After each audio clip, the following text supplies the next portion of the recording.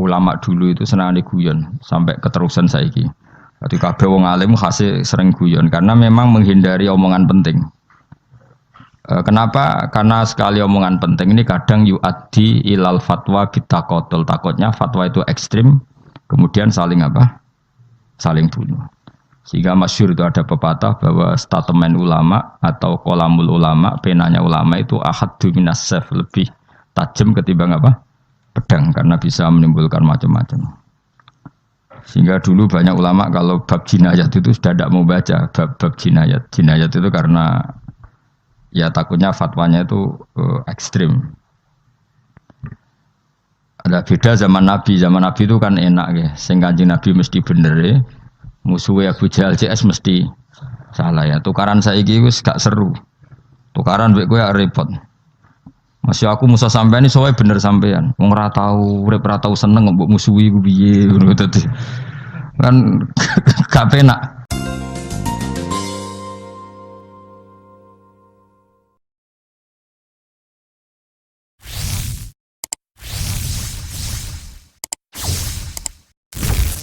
Kon kula terangno kiamat iki, soal kiamat itu seru, ora usah ndelok.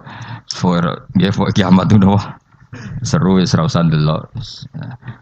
Anjing ben kiamat itu semua orang dihisab, termasuk sampean-sampean bareng dihisab. Pertama sing dijaga jelas salat.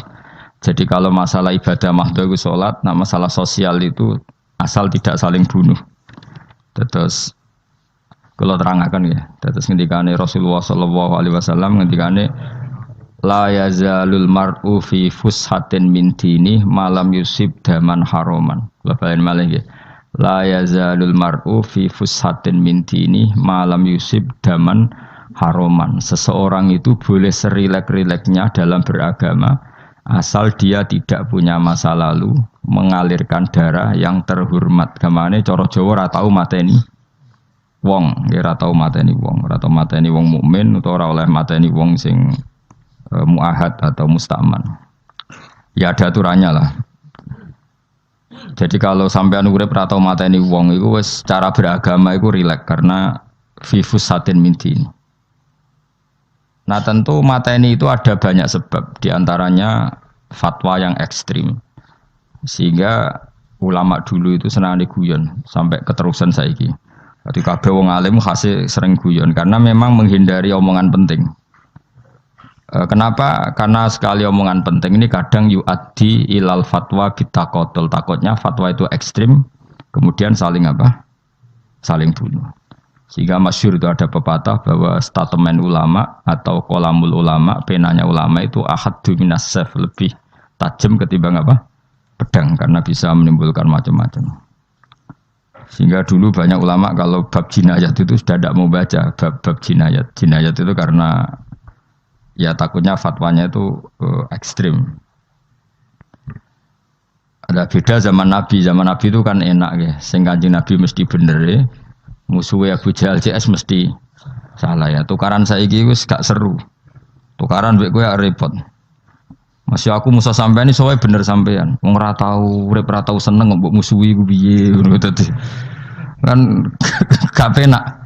Jajal misalnya kiai itu karena mbek santri, wong mesti kan normalnya bela kiai ini, mergo luwih alim luwih bener. Tapi kan cara pandang lah iya sing bener kok mau ngalah kan. Iso wae sing disalahno pangeran iku sing saiki wong tuwa tukaran mbek anak, kira-kira wong nyalahno sapa? Nyalahno orang tuane apa anake? Cara kowe dadi hakim. Wong tuwa kok wani anak, kualat ngono ya lucu. Mestine kan anak kok wani wong. Tapi wong tua kok wani anak, wong tua model opo? Terus anak wani wong tua ya anak model opo? Ya model milenial, model. Tapi potensinya itu sama-sama salah.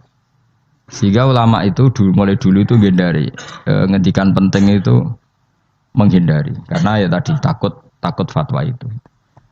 Saya ulang lagi ya. Jadi seseorang itu selonggar-longgarnya dalam beragama asal tidak pernah membunuh. Tidak memburu darah yang seharusnya tidak terbunuh. Terus kalau masalah ibadah itu Allah ngambilnya sholat. Awwalu ma yuhasabu bil mar'u napa? As-sholat. Pertama yang dihisab itu sholat. Jika sholatnya lolos, maka hisab yang lainnya napa? Ringan. Jempol ngoten. Terus ada hisab-hisab yang Iku lho waca mungkin sampean iso ngantisipasi hisab. Nah, jadi la tazulu qadama Adam atau qadama ibni Adam yaumal qiyamah hatta yus'ala an arba'in. Pertama ditanyakan dari sifat mudanya, dihabiskan untuk apa, umurnya untuk apa, hartanya dari mana, setelah mendapat untuk apa. Terus wa an ilmihi madza amila bihi, terakhir setelah mendapat ilmu itu apa yang dia perbuat. Mengenai ada orang tua ilmu itu tidak ditakoki wae pangeran ngerti apa takoki. Ilmu iso nglakoni, mboten gadah ilmu ya Gusti. Terus serepet sampean. Dunya mboten gadah dunya. Lha apa ning dunya nggih ngentosi mati sing aman apa? Sebab itu orang fakir itu masuk surga lebih cepat timbang orang kaya kacek pinten 500 tahun ketakoki. Dia apa mboten gadah napa-napa. So ngaji mboten. Jadi gak perlu pertanggungjawaban mereka napa sekacau kan. Nah, sementing kula terangno ngeten ya. Niki penting rungokno. Mahsyar iku maknane iku nggon giringan. Terus kiai kuno maknane bayangno nggon mahsyar iku maknane tempat dihalonya semua manusia. Terus mauqif itu tempat diberhentikan, napa tempat diberhentikan. Terus di situ Anda innahum mas'ulun, mereka semuanya ditanya, dihisab. Semuanya dihisab. Terus ngendikane Kanjeng Nabi, hasibu anfusakum qabla an tuhasabu. Menghisablah diri kamu sekarang sebelum kalian semua dihisab. Sehingga potensi kita ini umat Islam utamanya sing tahu ngaji-ngaji ini, sampean semua dihisab ini kemungkinannya kecil. Karena ketika kowe ning donya sampean sedantene kan biasa wis donga Rabbana zulamna sana. Jadi ya Allah, saya ini benar-benar mendolimi diri kita sendiri. Karena tujuannya hisab itu taubah. Taubah itu mempermalukan mereka di depan umum. Saya ulang lagi ya. Jadi semua hisab itu taubihan, mempermalukan mereka di depan umum bahwa mereka orang yang buruk. Sementara kamu di dunia sudah sering ngaku orang buruk. Selain ya wis rawa ngakeh, maksudnya ini kan. Jadi ngakuin apa Rabbana zalamna anfusana, sehingga ngendikane Kanjeng Nabi sebuti hasibu anfusakum qabla an tuhasabu. Menghisablah diri kamu sendiri sebelum nanti kamu benar-benar dihisab. Sehingga umatnya Rasulullah itu kemungkinan kena hisab itu kecil sekali karena tadi sudah terbiasa menghisab dirinya sendiri. Apalagi kita, kata Rasulullah, saya dikasih hadiah yang para nabi sebelum saya enggak dikasih hadiah itu. Apa itu? 5 hal itu. Di antaranya apa? Kata Rasulullah, wa utitu khawatima suratil Baqarah. Saya dikasih terakhirnya surat Baqarah. Di surat Baqarah itu umatnya Nabi dapat bonus dan ini luar biasa, yaitu ayat Rabbana la tu'akhidna inna sina wa akhtana. Ya Allah, jangan hisab kami, jangan beri sanksi kami, jangan azab kami kalau suatu saat kita lupa atau salah. Kemudian para kiai itu punya kiat supaya umatnya itu hafal itu. Terus jadi bahan tahlil itu masalah ya. Sing tahlil ya ora paham, sing kritik ya ora paham. Alhamdulillah itu mesti podo-podo ra kena hisab. Mergo podo-podo ora napa? Paham. Jadi ora ono barokah kaya goblok wis barokah tenan. Mergo sing lakoni ya ora paham, sing kritik ora paham.